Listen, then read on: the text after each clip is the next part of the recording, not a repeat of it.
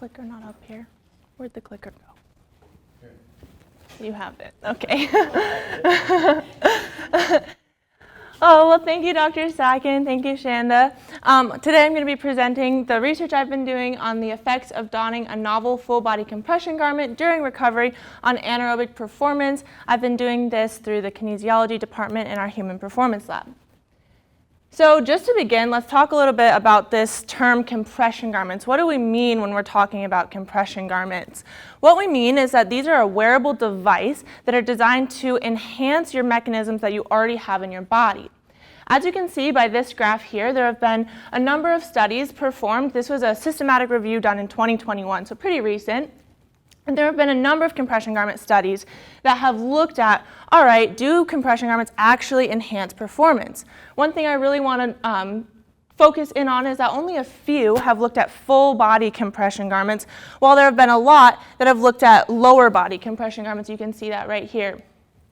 So when we're thinking about lower body compression garments, this was a study done in 2019 on NCAA men's basketball players. And what they did was they had this group of basketball players come in and they split them into two groups. They had a control group and they just had normal athletic wear on, and then they had the group that was wearing lower body compression. You can see that here as LBC.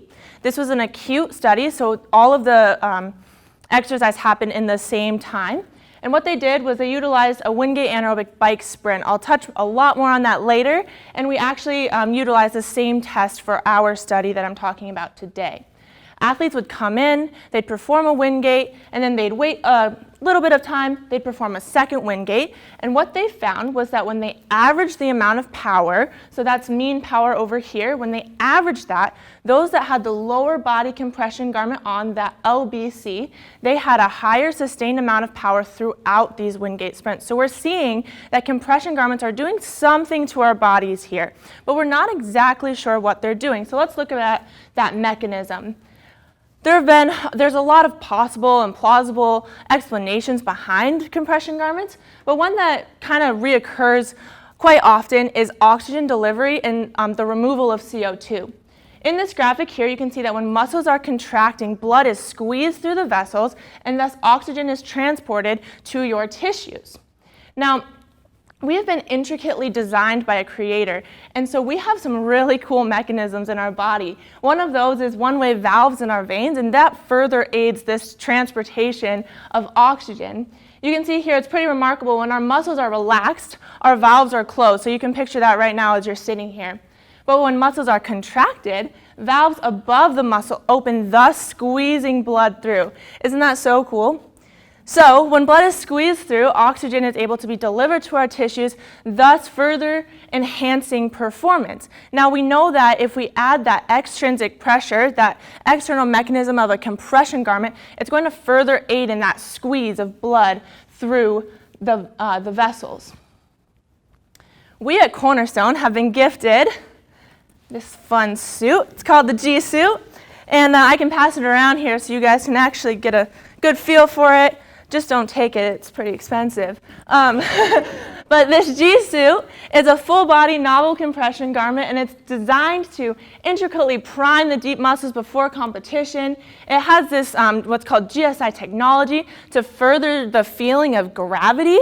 And so it does a lot of cool things, or it says it does a lot of cool things. So we took these claims by G Suit, and they actually sent us a whole bunch of these. That's why we have them here. And we took these claims by the G Suit and by Gravity Fit, and we said, all right, let's test this. Let's test the hypothesis that wearing the compression garment, that's abbreviated to CG here, or wearing the G Suit during recovery is going to improve subsequent anaerobic performance when compared to not wearing the G Suit during recovery. Now we tested this because G Suit is very specific about their claim that it's going to deeply prime your muscles before competition. Our subjects were all students from Cornerstone. We had 10 males, 4 females, and they were all that healthy college age of 18 to 22 years old.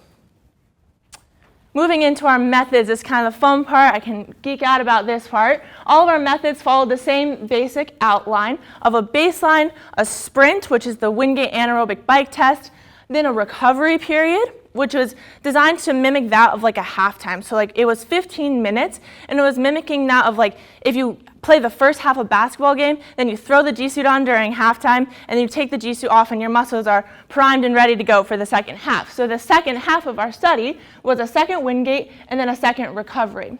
All of our trials were randomized. So this first one was a control. And for the sake of this, I'm going to call this a control, but when subjects came in, they didn't know what visit they were doing. So let's call this first visit the control, and they weren't wearing the G-suit at all during this visit. They just got to come in, do a Wingate, recover for 15 minutes, do another Wingate, and then recover for another 15 minutes. But in another visit we called the recovery visit, and this is going to be abbreviated as RC in the rest of my presentation. And this is where we're really testing, all right, what does wearing the compression garment, what does wearing the G-suit do for our muscles? What does it do for performance? So they wore this during recovery 1 and during recovery 2. So the G-suit, you can see it's a full body compression garment. So they would perform the first Wingate, and they'd hop off the bike with their jello legs, and then we'd say, all right, put on the G-suit. They'd throw on the G-suit, they'd recover for 15 minutes, they'd take the G-suit off, so we're saying, all right, the G-suit is priming the muscles in theory, and then they're gonna hop on the bike and see what their second performance is looking like. A final visit that we did was the compression garment visit. This is gonna be abbreviated as CG. Control will be CT, but during the compression garment visit, they wore it throughout. So this, we're adding just a little bit more of like, what does looking at wearing the G-suit actually during a Wingate look like, and then during recovery, so you're wearing it for a little bit of an extended period of time here.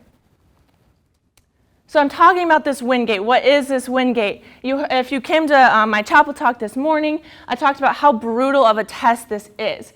So at Cornerstone, we have the Monarch Ergometric 894E bike.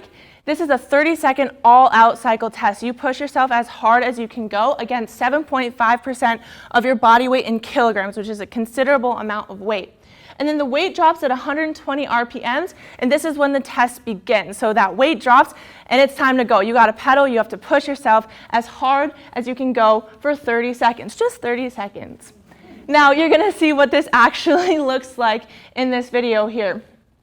I had a very willing participant come to show me, or to show you guys what a Wingate looks like. I want you to really focus on the basket right here. So the basket's gonna drop pretty quickly. Just key in right on those silver plates there. It's gonna drop, and you're gonna watch how hard a Wingate really is. Watch that basket. It drops, and the test starts, and he's pushing as hard as he can go for 30 seconds. He's digging. This subject here is actually making this look decently easy here, but you can see he fatigues pretty quickly. All the muscles are contracting. You can hear his breathing is labored towards the end here. Final push.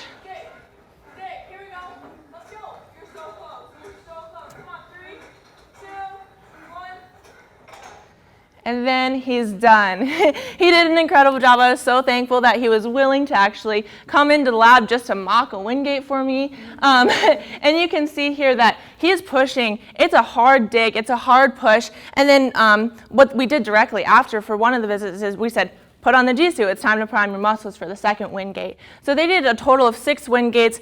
Each subject did a total of 6 Wingates in total.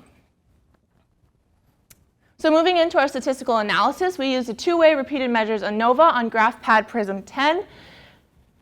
Data is presented as mean plus or minus standard deviation and a change from the first Wingate to the second Wingate. So we're really honing in on that recovery visit. We're saying, does doing the first Wingate and then wearing the G-suit actually prime your muscles for the second Wingate? So that's why we presented it as a change. And then a p-value less than 0.05 was considered a significant value. And what this means is that 95% of the time, the G-suit, this novel full-body compression garment that we have, is going to work for you as far as performance. Let's look at what we found, the results. So we see our 3 visits here. CT is control, RC is recovery, CG is the compression garment or the G-suit. You can see our 3 lines here. And then we have the first Wingate and the second Wingate. And this first data value I'm presenting is peak power. Peak power is what's going to occur between the first 0 to 5-10 seconds. And you saw that when Zach, he hit the pedal right away. He was pedaling as hard as he could right away when that weight dropped. what we found here was there was no statistical difference across the board when you were wearing the G-suit versus when you weren't wearing the G-suit. So that compression garment, that priming of the muscles, didn't actually improve peak power. There were no differences across condition nor between the first wind gate or the second wind gate. For mean power, this is the power that's going to be sustained across the course of that 30 seconds. For the control, the recovery, and the compression garment, there were no statistical differences across the board when we're looking at does the G-suit work? Does it help you have a higher sustained mean power? It was not statistically significant between the first wind gate and the second wind gate across conditions. Fatigue index is how quickly you fatigue during the test, and you fatigue pretty quickly during this test. And similarly, there were no statistical differences across the board between conditions, control, recovery, compression garment between the first wind gate and the second wind gate. Now, why did this happen? I was asking myself this question because our study was the effects of rest and full body compression on subsequent anaerobic performance, and we utilized the same wind gate as the beginning study that I presented. If you remember, they found statistical differences for lower body compression. When we're comparing the two, the NCAA men's basketball research looked at effects of lower body compression on anaerobic performance. So all they were looking at was lower body compression. They weren't looking at the effects of rest and taking the compression garment on and off. We had a 15-minute supine rest between bouts.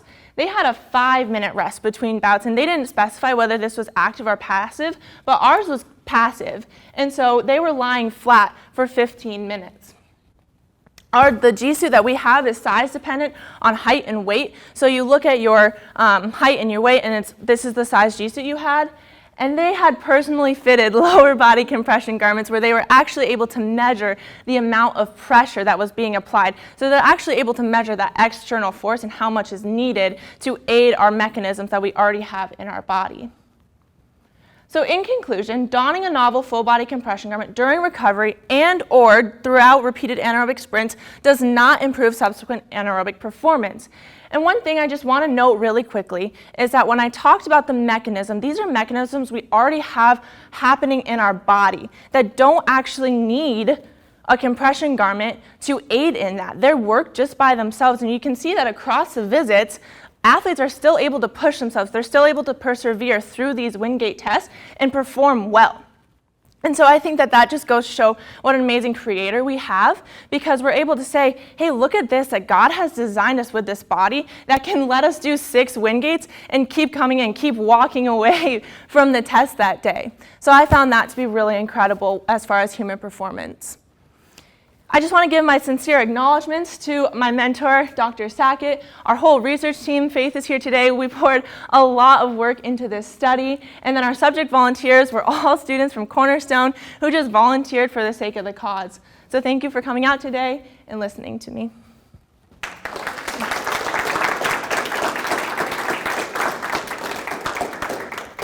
Yeah. Perfect. We're going to move into a time of Q&A. So if you have questions for Jay, just give us the eyeballs, we'll hand up, and I'll call on you and ask your question.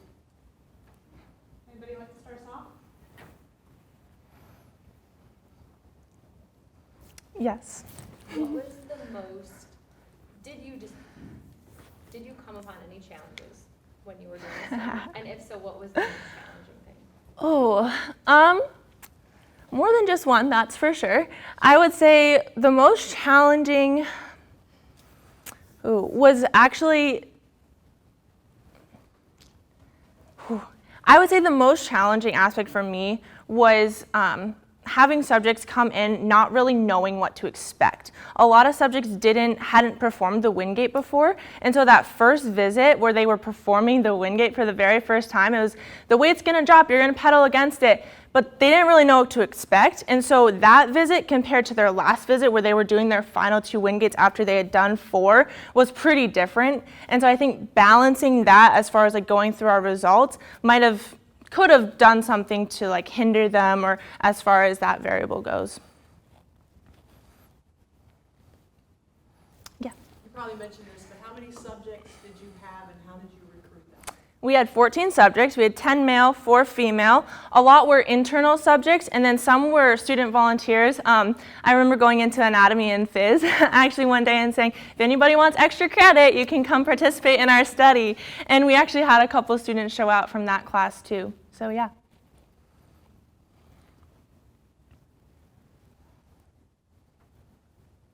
I don't want to know but I'm curious, what did this company, did you give them feedback? What did they think? We've done a lot of different studies with the Jisoo, more before I came here. And so to my knowledge, Gravity Fit doesn't really enjoy us here at Cornerstone because we don't find that their suit does much of anything. But we did do a training study where it was showing to have significant effects. And so we did let them know that. And I think we're on speaking terms maybe now. But yeah. Yes. You mentioned the training study. Explain that, because everybody's going to walk away today thinking that this is worth this. But tell us a little bit more about the study that we found that works. So there was a training study going on right as I joined the Human Performance Lab team. And then I myself just was an intern working with the men's soccer team here at Cornerstone. And we were seeing results that when you train in the Jisoo, you have a higher availability of oxygen when you're on a treadmill. And so when you're training in the Jisoo and you're using it in chronic use, it has been shown to have significant results as far as, I think there's another study that showed it with velocity on a jump too. So it's showing that the chronic use of the Jisoo is actually proven to be effective. We're just not seeing that in the acute setting. Obviously, you put a lot of time and effort into this. What was the most rewarding part of the study for you? That's a good question. I think for me, in all honesty, the most rewarding part of the study was being able to watch our subjects walk through the doors of the lab time and time again. And my very favorite part was when they finished. So when I talked about the visits, I talked about how we didn't know what their last visit looked like, but sometimes the last visit was the control session, and so you would say, all right, this is your last visit. And then my favorite part was their last wind gate. When they were pedaling, I finally got to say, this is the last time you have to do this. And then they finish that wind gate, they go into the second recovery period, and then they're done. And I think that was just go to show their perseverance and their grit, because I myself, the wind gate's hard, and you don't want to keep doing it, and they had to do it. They had to keep showing up and coming back for a total of 6 wind gates, and so that last one was probably just my favorite part, to encourage them and honestly just watch how incredible the human body has been designed to be able to power you through these tests. Time for a few more. Yes. If this company were to hire you full-time, how would you fix their device so that it did work in an acute setting? I think immediately I would address the aspect of measuring the amount of pressure, because you can see, I didn't include it, but they actually had a pressure measurement for that first study I presented for the lower body compression. And so we're seeing that if you have a high enough amount of pressure, then it's going to aid that internal mechanism that we've already been designed with. And I think that that's really interesting. So I would approach G-Suit by Gravity Fit, and first thing I think I would do is say, what is your goal with this device? Do you want it to enhance all aspects of performance, or do you want it to enhance the training aspects of performance? Because you go onto their site and it's just this expensive suit that helps you with performance. And so I think really honing in on their goal here is really important. And if they're saying we want it to enhance all aspects, I would say, well, look at this study. How can we improve it? Well, we can improve it by maybe heightening that pressure gradient. There's a lot of different things we can do that actually show effects here that we're already seeing in the literature. So if you're claiming that this is a novel full body compression garment, let's look at what your goal is and let's see how we can improve it as the other studies have done. So you're saying novel full body compression garment. I know it has a hood. Can you just explain a little bit about how that's different from these non-full body compression garments? Yeah, so that's a lot of what the training study looked at. The G-Suit claims to utilize GSI technology to increase the feeling of gravity, and it's actually called axial loading. So it's when you're using your core a lot more. So it's pulling everything in and focusing on your core, and that's the technology that it's using that makes it a novel garment. I have. Yes. They're powerful. You kind of feel like, I don't know if any of you have seen Incredibles, but you kind of feel like Frozone from The Incredibles. But in the suit, did you feel as though it was helping you? So we looked at feeling scale and perceived exertion, and I think that for me personally, I didn't enjoy the G suit because it has these holes in the thumb that are, it all aids in that axial loading that I was talking about, but the holes in the thumb are not particularly comfortable. So I, for me, felt like it was hindering my ability to actually breathe in it, but that's really what compression garments are doing, is they're squeezing your whole body, trying to enhance that mechanism.